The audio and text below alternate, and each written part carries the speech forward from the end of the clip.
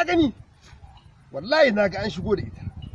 A'a malam wallahi ta tare, wallahi Allah ta tare malam. Ka ce ba za a yi ba, ba za a yi ba, ya haka malam?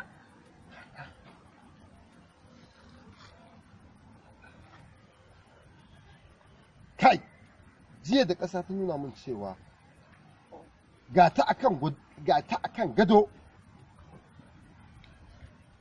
Amma bai ko kwantar da hankali, Wanne ba komai ba. Bai yi komai ba.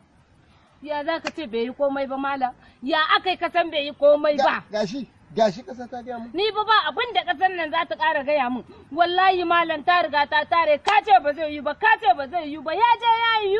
Haba malam. Komai ka ce in kawo na kawo. Kuɗaɗen nan, awakan nan, kaji malam. Ki haƙuri, kwantar da hankali.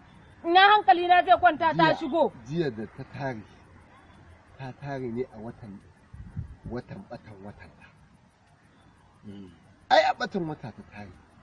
To tunda Allah ya sa ta tare a batan wata.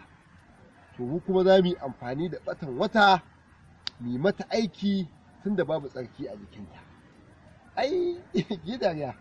Ina zan yi dariya, ai idan ka gara yi dariya da guda to ta fa fita. Za ta fita. Wallahi malam ta fita. Za ta fita. Dan Allah, dan annabi ka cika min alƙawari. Malam ya haka ne in ta zuwa.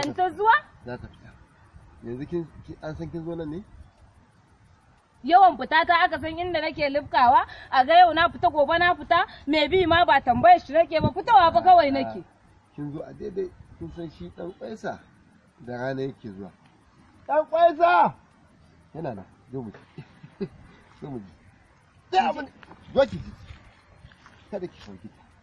Dan kwaisan nan mutumi na ne. Zan gaya masa halin da muke ciki. Mun yi aiki bai zama complete ba. Da haka dan kwaisa ya shiga jikina ku samu in baki wani sinadari. Kuma dai. Mu je.